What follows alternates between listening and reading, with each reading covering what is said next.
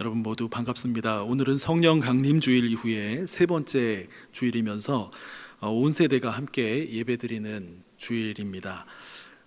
조금 색다른 우리 예배 순서들을 지금 경험하면서 오늘 예배를 우리가 함께 드리고 있습니다.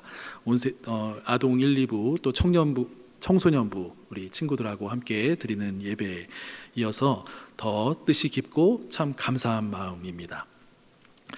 우리 교회 교육부 어린이와 청소년들은 이 성장 단계에 따라서 이 눈높이에 맞게 교육을 받을 필요가 있어서 매주일 다른 장소에서 예배를 드립니다. 그래서 연중에 4차례 정도 온 세대 예배가 계획되어 있고요. 그때 함께 예배 드리는 주일이 있어서 그 시간에 우리가 또 한 공동체임을 다시 한번 확인하고 돌아보는 그런 주일로 온세대 예배를 드리고 있습니다. 이 시간이 그런 면에서 의미가 깊다라고 생각을 합니다.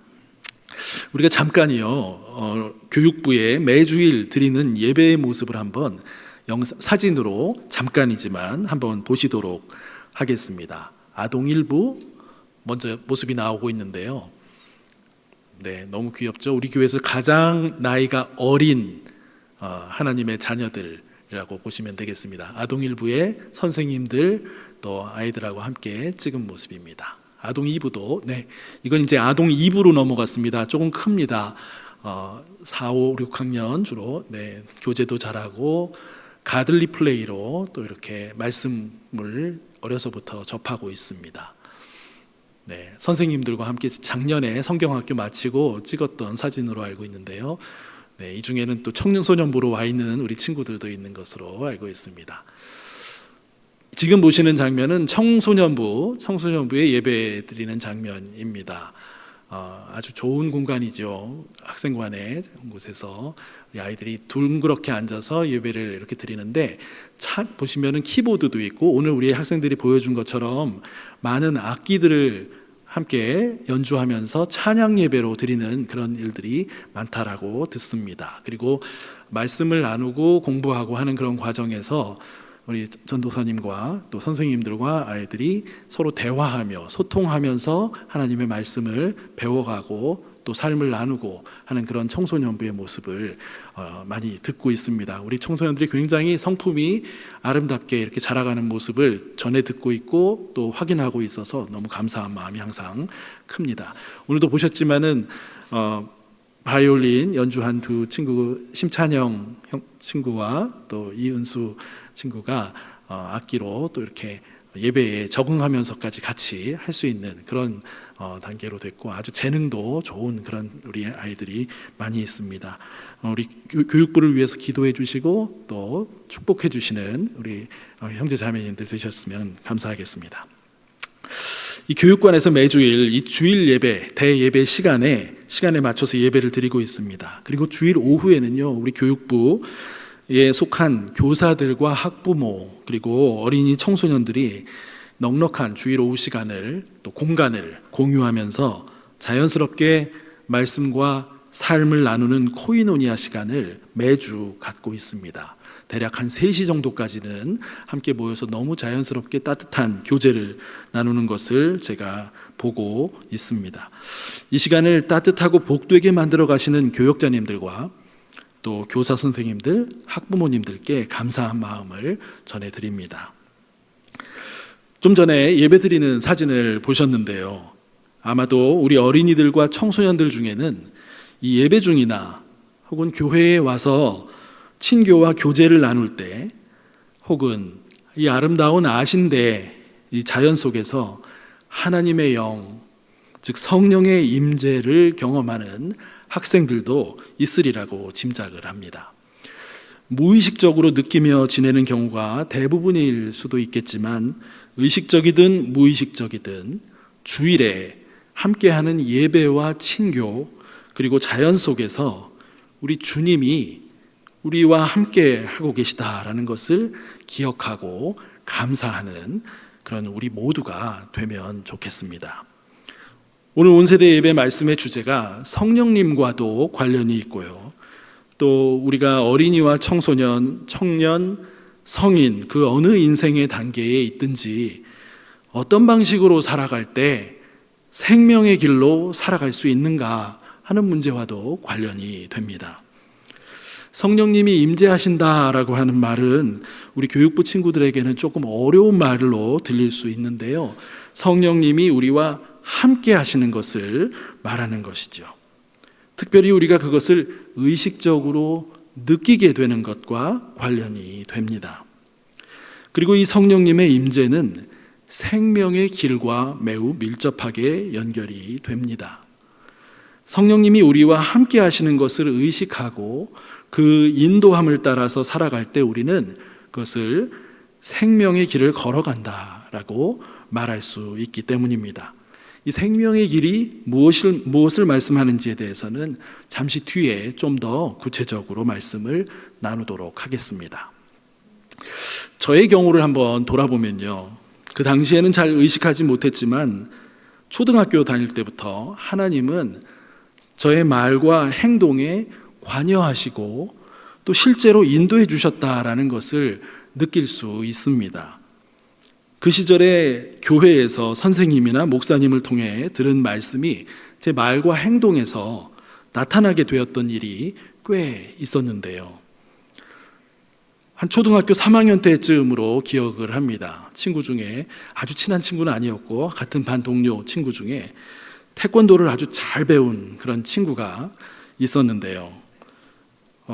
그냥 놀면서 어떤 순간에 조금 그 친구가 기분이 상했는지 저하고 말다툼 비슷하게 되다가 뭔가 자기의 실력을 보여주고 싶었나 봅니다. 다짜고짜 완력을 쓰는 거였습니다. 제가 태권도도 잘 모르는 제가 당해낼 재간이 없어서 그냥 그 친구에게 발차기로 들어오면 맞기 급급하고 그런 일들을 경험을 한 적이 있었는데요. 완전히 완력으로 제압을 당했던, 그래서 못내 억울함이 이렇게 많이 있었던 그런 기억이 초등학교 때 있습니다. 집으로 자전거를 타고 돌아오는데 억울한 마음에 눈물이 이렇게 막 나면서도 분명히 저 친구가 지금 오버하고 있는데요, 마음속에 어떤 기도가 나오냐면, 기도처럼 말이 나왔냐면, 하나님, 저 친구가 분명히 지금 잘못을 하고 있는데요, 저 친구를 용서해 주세요. 이런 기도를 제가 자전거 타고 오면서 눈물 흘리면서 하고 왔던 기억이 있습니다. 부모님께 엄마 나도 태권도 가르쳐줘, 저 복수하고 말 거야, 이런 게 아니고 그런 기도를 했던 기억이 납니다. 기도하고 돌아오면서 자전거 타고 오면서 마음이 환해지고 맑아지던 그런 경험이 있습니다. 참 기특하죠. 지금 생각하면 제가 어떻게 그런 기도를 할 수 있었을까 놀랍기만 합니다. 아마도 교회에서 예배드리며 말씀 들은 생각, 또 혹시 부모님께 들은 말, 선생님께 들은 말, 그런 말들이 제 삶에 보이지 않게 영향을 주었다라는 생각을 하게 되는 것입니다. 또 한 5, 6학년 정도 되었을 때 제가 주일학교 예배를 마치고 예배 중이셨던 어머니를 기다리면서 당시에 영락교회 본당 주변에서 친구들하고 놀고 있을 때가 있었습니다. 그 당시에 영락교회 한 3부 예배나 4부 예배쯤 되지 않았을까 싶은데요, 예배 시간에 본당 주위가 정말 조용했습니다. 사람도 거의 없고요. 저는 동생하고 친구 한두 명하고 본당 주변 빈 공간에서 이렇게 놀고 있을 때 예배당 밖으로 흘러나오는 찬송가 소리가 그날따라 유난히 즐거움과 감동을 주어서 흥이 아주 저절로 막 났던 그런 기억이 있습니다. 바로 오늘 우리가 불렀던 찬송가 강물같이 흐르는 기쁨이라는 성령 강림에 대한 찬송이었는데요, 그 이후에 저는 이 찬송가만 나오면 특별한 감동을 경험하곤 했습니다. 어린이와 청소년에게도 성령님의 임재가 의식될 수 있다라는 것을 소박한 제 경험으로 말씀드려 보았습니다. 저는 우리 교육부에 속한 어린이와 청소년들에게도 성령님께서 함께해 주고 계시다고 믿습니다. 어린이들과 청소년들이 그것을 또렷이 의식하는 때가 또 오리라고 믿습니다. 구약성경 사무엘상에 어린 사무엘에게 하나님께서 임하셔서 그를 부르셨을 때 사무엘은 그것이 하나님의 음성인지 처음에는 알지 못했습니다. 엘리 제사장이 부르는 줄로 착각했었지요. 하지만 세 번째 하나님께서 부르셨을 때 엘리 제사장이 먼저 눈치를 채고 사무엘에게 또 하나님이 또 그렇게 부르시거든 주님 말씀하십시오. 주님의 종이 듣고 있습니다. 라고 대답하라고 이렇게 말해주게 됩니다. 하나님이 사무엘을 다시 부르셨을 때 그때가 바로 어린 소년 사무엘이 하나님의 음성을 의식하게 되었던 첫 순간이었습니다. 오늘 우리가 세 본문을 읽었는데요. 성령님의 임재에 관한 이사야서와 요엘 예언자의 말씀과 생명의 길에 관련한 시편 16편의 말씀입니다. 하나님의 영이신 성령님은 가난하고 억눌리고 포로된 자들을 도우시고 위로하시고 자유를 주는 분이시라고 이사야서가 말씀합니다. 불의한 세상에서 고통받는 사람들에게 기쁨을 주시고 자유를 주시는 분으로 나타나고 있습니다. 성령님은 하나님의 의로우심을 명확히 보여주십니다. 그래서 이 성령님의 임재를 경험하고 의식하며 사는 사람은 가난한 사람을 함부로 무시하고 조롱하지 못하게 됩니다. 힘 있는 자리에 있게 되어도 남을 억누르는 일을 삼가하게 되고 자신의 말과 행동을 돌아보며 성찰합니다. 오히려 위로의 말과 또 행동으로 자신의 행동이 바뀌어 가게 됩니다. 성령님이 하시는 일에 동참하게 되는 것입니다. 요엘서에서는 이러한 하나님의 영이 세상 만민에게 부어질 날을 예언하면서 젊은이들이 꿈을 꾸게 되고 또 연로한 분들이 환상을 보게 될 것을 말씀합니다. 성령이 임하시면 권력자나 부자가 되고 경쟁에서 이기게 되는 그런 꿈을 꾸고 환상을 본다라고 하는 의미일까요? 그렇지 않습니다. 젊은이들에게 혼돈과 이 무질서의 세상에 의로움이 임하는 꿈, 연로하신 분들에게 생이 조금씩 저무는 것을 느끼는 그런 느낌을 받으시면서도 낙심하게 되는 것이 아니라 오히려 기쁨, 더 놀라운 이 하나님과 함께하는 삶이 기다리고 있다라는 것을 내다보면서 오히려 기쁨과 감사와 소망으로 살게 되는 일을 말씀합니다. 바로 그 하나님께서 세상 마지막에 온전한 사랑과 정의의 나라를 세우실 것을 확신하게 되는 것을 말씀합니다. 우리는 이 이사야 본문의 말씀과 요엘서 본문의 말씀이 예수 그리스도의 오심과 성령님의 오심을 가리키고 있다라는 것을 믿는 그리스도인들입니다. 하나님의 영, 성령님은 언제나 우리 삶에 찾아오셔서 위로와 용기를 주시고 희망을 주시며 현재를 의미 있게 살도록 인도해 주십니다. 그렇게 살아가는 현재가 곧 하나님과 함께하는 삶이 되며 영원의 차원과 연결되는 것으로 경험되어서 삶의 의미와 충만을 경험하도록 해 주십니다. 오늘 시편 16편의 시인은 이러한 하나님의 영을 경험했던 인물로 보입니다. 1절과 마지막 절 11절을 보게 되면 시인은 생의 어려움을 모르는 사람이 아닙니다. 그는 생에 다양한 어려움이 있음을 인식하면서도 하나님께 피하며 도움을 구하고 있습니다. 11절은 그런 시인이 삶에서 결국 이 생명의 길이 하나님께 있음을 확인하고 기쁨과 감사를 표하며 노래하는 모습을 보여줍니다. 이 시편은 아주 바르고 어떤 면에서 교과서적이라고 할 만큼 건강한 하나님 신앙을 보여줍니다. 우리는 혹시 이렇게 생각할 수 있을지 모르겠습니다. 하는 일이 잘 되고 현재 생활에 편안함이 있고 미래 걱정이 크지 않다면 당연히 시인처럼 여유 있는 모습으로 감사, 찬양의 시를 노래할 수 있지 않겠는가 말이지요.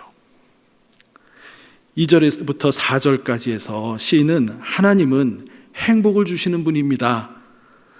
또 이 하나님을 믿는 성도들은 존귀한 사람들이며 시인의 기쁨이라고 말합니다. 그리고 다른 신들을 섬기는 사람들에 대해서는 더욱더 고통을 당하게 될 것이다 라고 이야기하면서 자신은 그렇게 하지 않겠노라고 이야기합니다. 그런 다음에 5절 이하의 시편 말씀 5절 이하에서는 더더욱 하나님을 노래하며 현재 자신이 받고 있는 그 사랑과 은혜를 고백합니다. 이 시편을 읽을 때 한편으로 이런 고백을 하는 시인이 인간적으로 부럽게만 느껴질 수도 있습니다. 이 시편이 다윗의 시편 전통에 있는 것임을 생각해 보면 세상 높은 귀족이나 왕의 신분이 되면 이런 마음이 들고 하나님을 향해 온전한 고백을 드릴 수 있지 않을까 하는 생각이 들기도 합니다. 그러나 시편 16편을 묵상해 보면 시인에게 세상적인 성공과 성취가 있었고 또 삶의 여유와 안정이 있어서 그래서만 감사와 찬송이 나오는 것이 아니라는 것을 알 수 있습니다. 시인은 어려운 상황을 전혀 경험하지 않았거나 모르는 사람이 아닙니다. 오히려 그때 하나님을 향해 도움을 구하며 하나님께로 피할 줄 아는 사람입니다. 시인 자신과 같이 하나님을 신뢰하며 찾는 성도들을 존귀한 사람들이라고 표현합니다. 그리고 반대로 어려운 상황에서 다른 신들을 찾고 다른 신들을 섬기는 사람들을 향해서는 더욱더 큰 고통을 당하게 될 것이다 라고 말을 합니다.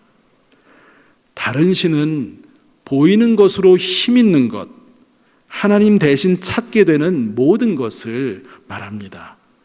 재물의 힘, 권세의 힘과 같은 것을 의지하고 추구할 때에 그것은 오히려 상황을 본질적인 면에서 악화시키게 됨을 시인은 깨닫고 있습니다. 어려움에 봉착할 때 다른 신을 찾으려는 유혹을 뿌리치고 하나님께 피하여 도움을 구할 때 하나님께서 생명의 길을 그에게 열어주신다라고 하는 말씀이 이 시편 안에 내재해 있습니다. 그 상황이 아무리 위협적이라도 하나님은 시인에게 그의 미래는 주님께서 책임져 주신다라고 하는 음성을 들려주시며 함께 하십니다. 현재 내가 살아가는 곳과 터전을 긍정의 눈으로 바라보며 감사할 수 있는 삶의 자세를 갖게 해주셔서 현재를 행복하게 살게 해주십니다. 밤낮으로 좋은 교훈과 생각을 더해 주시며 생의 어려움을 헤쳐나가도록 함께 해 주십니다. 시인은 이런 하나님을 경험하면서 하나님이 그의 오른쪽에 계셔서 삶이 흔들리지 않는다라고 8절에서 고백하고 있습니다. 그 말은 삶은 우리를 흔드는 요소들로 가득 차 있다라고 하는 말을 내포하고 있기도 합니다. 우리의 삶을 흔드는 요소들은 어떤 것들인가요? 우리 어린이들과 청소년들을 어렵게 하고 힘들게 하는 것들은 또 어떤 것들인가요? 우리 어른들에게는 어떤 것들이 있나요? 무엇이든 성공해야 한다라고 하는 강박관념이 정도의 차이이지 우리 모두에게 있습니다. 좋아 보이는 것을 내 소유로 만들어야겠다라고 하는 욕심에 빠질 때도 있습니다. 경쟁에서 이겨야만 하고 살아남아야만 한다라는, 내가 남보다 앞서야만 한다라는 강박관념도 있습니다. 이런 것들이 우리 삶을 혼란하게 하고 흔들어 놓고 하나님을 멀리하게 하는 그런 요소들이 됩니다. 그리고 무엇보다도 이러한 생각과 마음을 부추기는, 계속 귀에 속삭이는 이런 소리들이 우리 삶을 더 혼란스럽게 만듭니다. 그러나 이런 소리들은 하나님이 주시는 음성이 아니라는 것을 분명히 알아야 합니다. 신약성경 요한 1서에서 요한은 이런 것을 이렇게 말씀해 줍니다. 요한 1서 2장 16절에서 17절입니다. 이는 세상에 있는 모든 것이 육신의 정욕과 안목의 정욕과 이생의 자랑이니 다 아버지께로부터 온 것이 아니요 세상으로부터 온 것이라. 이 세상도 그 정욕도 지나가되 오직 하나님의 뜻을 행하는 자는 영원히 거하느니라 말씀했습니다. 삶의 어려움은 어린이들에게도 있고요, 청소년들에게도 있고 청년을 포함한 우리 어른들에게도 있습니다. 하나님을 믿는 사람도 경쟁해야 하고 또 다투기도 하고 남을 시기하기도 하고 교만한 마음을 품기도 하고 불안할 때도 있고 낙심될 때도 있습니다. 세상 사람들과 별반 다르지 않습니다. 하지만 다른 점도 있습니다. 아니, 있어야 합니다. 그것은 하나님을 믿는 사람들은 이러한 세상에 가득 차 있는 소리와 이미지와 문화가 세상으로부터 온 것이며 하나님으로부터 온 것이 아니라고 하는 그 점에 민감하게 깨어 있을 수 있다라는 것입니다. 그리고 하나님으로부터 오는 것을 주목하고 귀 기울이고 하나님께로 피하여 그것을 찾는다라는 것입니다. 또 그래야 한다는 것입니다. 우리 그리스도인들은 이미 하나님의 영이신 성령님의 임재를 의식하든 의식하지 못하든 경험하고 있는 사람들입니다. 하나님의 임재 경험은 우리에게 평안과 자유와 기쁨을 제공해 줍니다. 세상이 가져다 주는 혼란과 불안과 낙심과 반대입니다. 경험해 보신 분들은 잘 아실 것입니다. 그리고 아직 잘 모르겠다라고 여기시는 분들도 이미 그분의 임재를 경험하고 계실 가능성이 높습니다. 그렇다면 하나님을 믿는 사람들은 세상 속에서 어떤 자세를 가져야 하겠습니까? 그 하나님의 임재의 경험의 자리로 나아가는 일에 힘쓸 필요가 있지 않겠습니까? 기쁨과 감사로, 억지가 아니라, 강제가 아니라 기쁨과 감사로 영성 훈련에 힘쓸 필요가 있습니다. 매주일 공동 예배의 자리가 대표적인 그러한 자리이기도 합니다. 예배가 기쁨과 감사로 하는 영성 훈련이 될 수도 있다라는 말씀입니다. 하나님의 임재를 경험하게 되기 때문입니다. 또 개인적으로 말씀을 읽고 묵상하고 공부하는 자리도 그렇습니다. 봉사와 섬김, 친교의 장도 하나님의 임재를 경험하는 영성 훈련의 자리입니다. 때때로 우리가 세상의 소리에 너무 많이 휩쓸려서 하나님의 임재와 멀어진 그런 삶을 살게 될 때에 그때는 어떻게 해야 하겠습니까? 12세기의 중세시대에 영성가였던 클레르보의 버나드라는 분이 있는데요, 이런 제안을 주고 있습니다.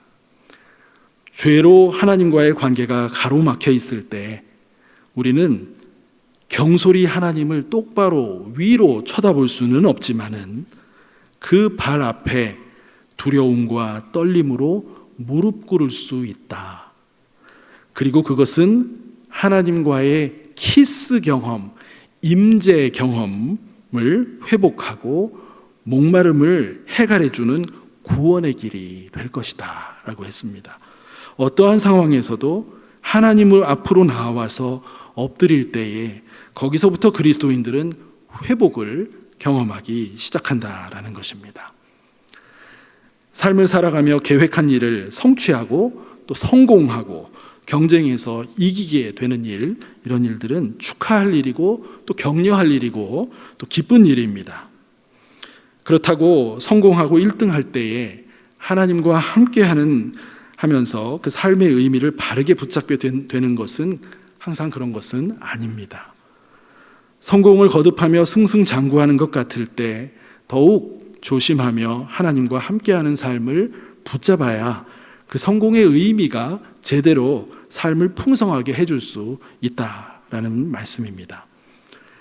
또 반대로 계획하는 일이 잘 안 되고 길이 막히고 경쟁에서 밀리는 일은 원치 않는 상황입니다. 누구라도 기뻐하기 어렵습니다. 그러나 그렇다고 이때에 낙심하고 좌절하고 주저앉아야 합니까? 하나님의 사람들은 이럴 때 더 하나님과 가까이 하는, 함께하는 삶으로 나아가야 합니다. 왜냐하면 삶에서 어떤 성공과 실패 그 자체가 아니라 하나님과 함께하는 삶만이 참된 의미를 제공해 줄 수 있기 때문입니다. 실패했더라도, 현실이 답답하고 미래가 불투명해 보이더라도 하나님께로 나와 도움을 구하며 모든 것을 아뢰는 것에서부터 새로운 일이 시작될 가능성이 열린다는 것입니다. 그 실패가 하나님의 뜻을 발견하는 계기가 될 여지도 얼마든지 있다라는 것을 우리는 기억해야 합니다. 인생의 성공 가도를 달리면서도 신앙적으로는 위기를 겪을 수 있고, 일의 여러 부침과 어려움을 경험할 때도 신앙적으로 위기를 겪을 수 있습니다. 두 경우 모두 하나님과 함께하는 삶을 놓치기 쉽기 때문입니다. 그러나 우리 그리스도인들은 어떠한 상황에서도 하나님과 함께하는 이 삶의 자세를 꼭 붙잡아야 합니다. 그때 혹 정체와 시련의 시기를 보내더라도 결코 그 시간이 헛되지 않으며 오히려 전화위복, 정말 좋은 것으로 주시고자 하시는 하나님의 뜻을 발견하는 일이 될 수 있습니다. 20세기의 대표적인 신학자 중에 한 분인 칼 바르트는 그의 사도신경 강해에서 이런 말을 했습니다. 우리 인간은 우리의 영광 혹은 비참 안에서 홀로 존재하지 않는다. 하나님께서 우리를 향해 다가오시며 우리의 주님과 스승으로서 철두철미 우리를 위해 마주보며 등장하신다 했습니다. 우리의 모든 상황을 아시며 우리를 위해 다가오실 뿐만 아니라 마주보며 등장하신다라고 하는 말이 참 힘이 됩니다. 이러한 하나님과 함께 가겠다라고 하는 마음가짐을 새롭게 하는 우리가 되면 좋겠습니다. 그때는 성공 가도를 달리게 되어도 평정심을 갖고 의미와 가치를 붙잡을 수 있게 될 것입니다. 혹 시련을 겪더라도 인내함 속에 내면이 단단해지고 하나님이 주시는 희망으로 내면이 세워지는 은혜를 경험하실 수 있을 것입니다. 이것이 생명의 길을 걷는 삶입니다. 이런 점에서 생명의 길은 단순한 승승장구 탄탄대로의 길을 말하는 것도 아니며 정체와 시련의 시기에 매몰되는 것도 아닌 어떤 순간에서도 하나님과 함께할 때 인도함을 받는 그 길이라고 할 수 있을 것입니다. 주님, 어떠한 상황에도 하나님을 신뢰하며 나아가겠습니다. 다시 한번 다짐하는 우리 모두의 마음에 하나님께서 복 내려 주실 줄 믿습니다. 기도하겠습니다. 하나님 아버지, 감사합니다. 오늘 성령님에 관한 말씀과 또 생명의 길에 관한 말씀을 주님의 말씀으로 들려주시니 감사드립니다. 세상에 혼탁하고 무질서한 세상 속에서 들려오는 수많은 소리들과 이미지들과 가득한 세상 문화 속에 저희들이 파묻혀 지내는 경우들이 너무나 많습니다. 하나님, 그러나 거기서 다가오는 우리들의 마음을 불안하게 하고 혼란하게 하고 중심을 잃게 만드는 것은 하나님으로부터 온 소리와 음성이 아님을 저희로 하여금 깨닫게 하여 주시옵소서. 하나님으로부터 저희들에게 주시는 음성을 들을 수 있고 집중할 수 있는 삶의 자세를 익혀갈 수 있도록 저희를 인도해 주시기를 원합니다. 하나님의 말씀을 붙들고 어떠한 상황 속에서도 하나님께 나아가는 삶의 자세를 익힘으로 하나님께서 저희 삶의 중심이 되어 주시옵시고 세상을 어려움이 많은 세상이지만 하나님과 함께 이겨나가는 승리의 삶, 믿음의 삶을 살아나가는 저희들의 삶이 될 수 있도록 주께서 인도하여 주시옵소서. 모든 것 감사드리며 예수님의 이름으로 기도드립니다. 아멘.